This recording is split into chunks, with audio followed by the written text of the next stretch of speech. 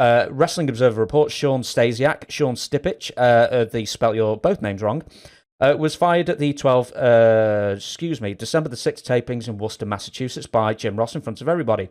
Apparently, Stasiak had secretly kept a tape recorder in his bag and would tape while he was gone to hear what people were saying behind his back, and was also allegedly tape recording locker room and road conversations and had gotten caught.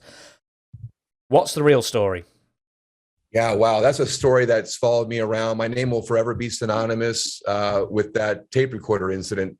I just embrace it now. And I've said this in the last few interviews that I've done. It's amazing how information gets out there and it gets completely blown out of proportion or so fabricated, and or there's 20 different versions, right? Well, and that's funny. You must be reading my mind, because I was just thinking about that. When that question's coming up, because that's how you and I met. I commented on the Dr. Tom interview, and I said, hey, if you want the real story, James, let me know. I was there.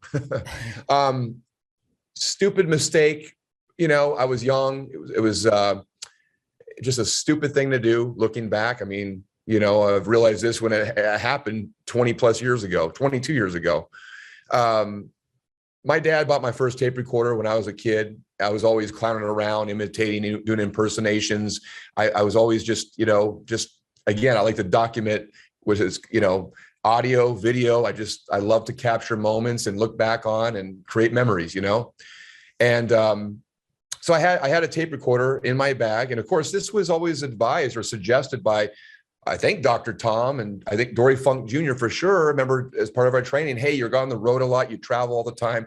You spend hours upon hours in a car going from one town to the next. Get a tape recorder and work on your craft, work on your promos, work on your character, work on your interview skills, right? So that's why I had the damn thing in the first place. And back then were the days of cassette tapes, those big, like the Walkmans with the, the big cassette.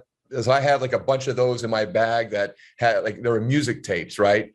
But so to really speed this up and Reader's Digest this thing, because I've talked about this 1,000 times. I just was playing a joke. It was a rib that I was attempting to play on a couple wrestlers that I was traveling with, Davey Boy Smith and Steve Blackman.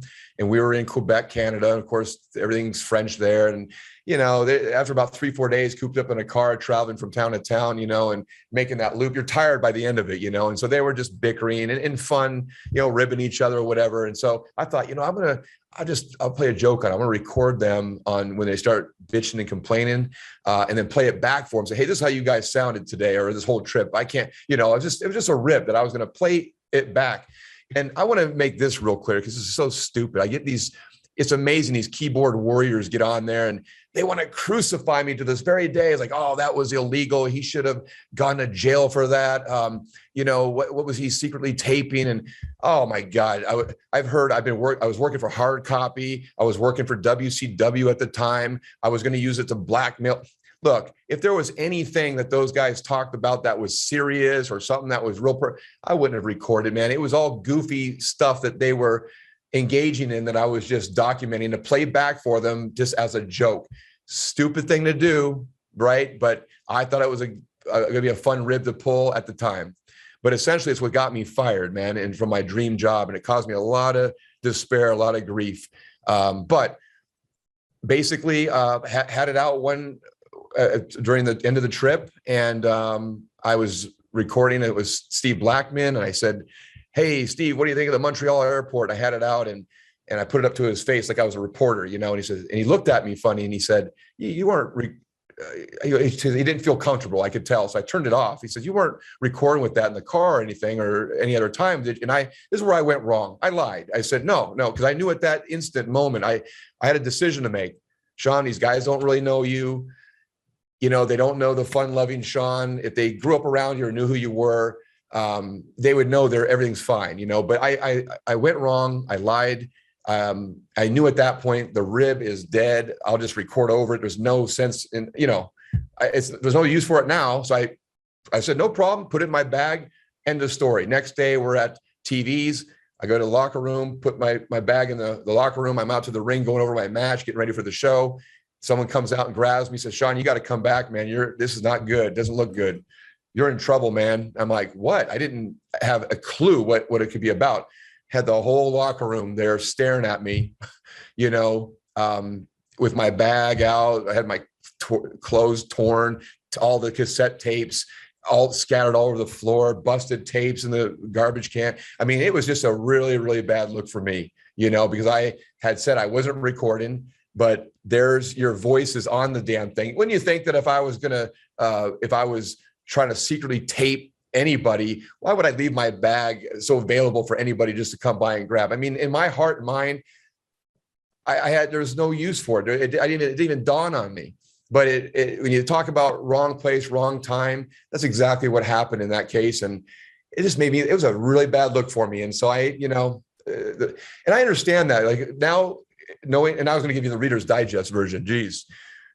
Now that I look back on it, though, if that were to happen today, and of course, things are much more revealed, and you have social media and people are recording everything now. But I understand I'd have a problem with it too. I'd say, who's this guy?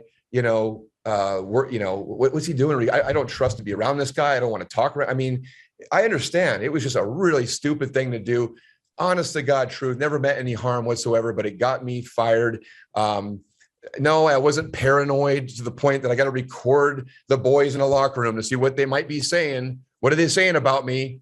I'm so paranoid. I'm going to, have a tape. Come on, man. That's what I just shared with you is the honest to God truth. That's what happened. And caused me a lot of grief, man. I don't think I ever